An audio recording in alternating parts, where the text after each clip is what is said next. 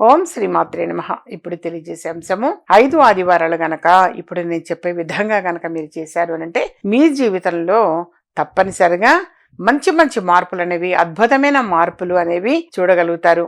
దానికి మీరు చేయాల్సింది 5 ఆదివారాల పాటు గోధుమ పిండితో రొట్టెలు అనేవి చేసి పెట్టుకోండి. ముందు నూనె నెయ్యి ఏం వేయకుండా జస్ట్ కాల్చండి చాలు. గోధుమ పిండి రొట్టెలు, చపాతీ అంటాం.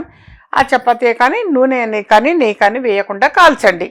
ఇన్ని అనేం లేదు, అది ఒకటైనా రెండైనా మీ ఇష్టం, ఎన్నైనా చేయవచ్చు. చేసిన తర్వాత చక్కగా పాలల్లో పంచదార వేయండి. కాచి చల్లార్చిన పాలే పంచదార వేయండి. వేసి అందులో ఈ గోధుమ రొట్టెల్ని చిన్నగా కట్ చేసేసి అందులో వేసి ఉంచి ఆ రొట్టె ముక్కల్ని, అంటే తీపి పాలల్లో నాని ఉన్నటువంటి ఆ రొట్టె ముక్కల్ని కాలభైరవుడికి అంటే వీధి కుక్కలకి తినిపించండి. వీధి కుక్కలకి ఏవైనా పాత బౌల్స్ అవి ఉంటుంటాయి కదా, use and throw disposal bowls, వాటిల్లో పెట్టి అవి తినిపించండి. అవి పెట్టే ముందు ఓం కాలభైరవాయ నమః, ఓం కాలభైరవాయ నమః, ఓం కాలభైరవాయ నమః అని మీ మనసులో అది అనుకొని పెట్టండి. అవి తింటే తప్పకుండా. ఆ విధంగా చేశారంటే మాత్రం మంచి మంచి మార్పులు అనేవి చూడగలుగుతారు. నేను గమనించా, చాలా మంది కూడా బిస్కెట్ ప్యాకెట్లు తీసుకొచ్చి బిస్కెట్స్ వీధి కుక్కలకు పెడుతుంటారు. మంచి అలవాటే అది. కాకపోతే ఆ పెట్టే ముందు ఆ కబుర్లు ఈ కబుర్లు అంటే నేను గమనించాను కాబట్టి చెప్తున్నాను సుమా. ఆ కబుర్లు ఈ కబుర్లు చెప్పుకుంటూ ఫోన్ మాట్లాడుతూనో వేస్తుంటారు.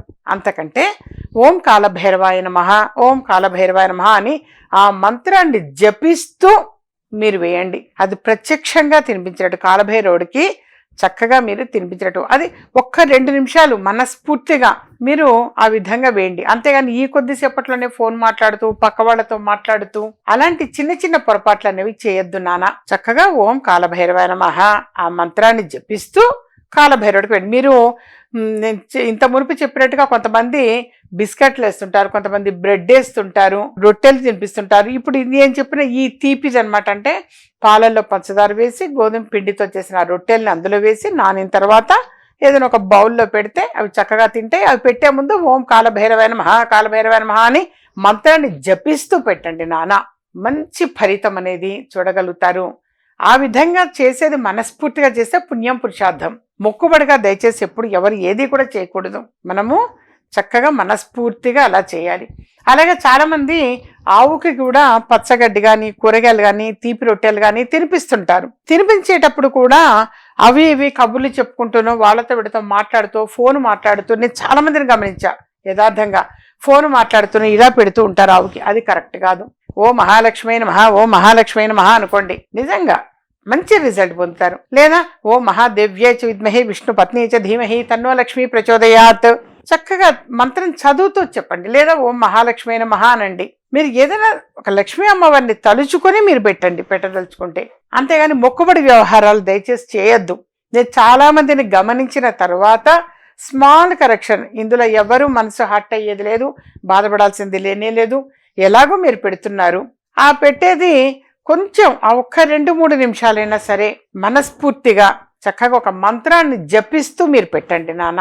అలా చేస్తే చక్కని ఫలితం అనేది పొందగలుగుతారు. మనం పెడుతున్నందుకు అదొక సార్థకత అంతే తప్పించి ఫోన్ మాట్లాడుతున్నో పక్కన వాళ్ళతో మాట్లాడుతున్నో కబుర్లు చెప్పుకుంటేనో నవ్వుకుంటూనో ఆ విధంగా దయచేసి పెట్టదలుచుకుంటే మనస్ఫూర్తిగా చక్కగా ఏదైనా ఒక మంత్రాన్ని జపిస్తూ పెట్టండి.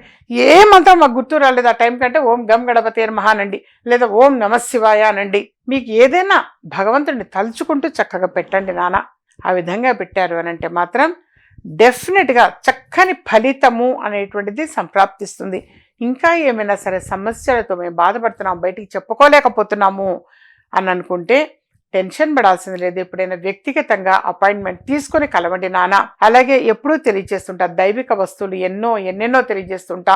శక్తి కంకణం అని, శ్రీచక్రం అని, ఆకర్షణశిల, మత్స్యయంత్రము, విజయమార్గం మాల, నెంబర్ ఆఫ్ దైవిక వస్తువులు అనేవి తెలియజేస్తూ ఉంటాను.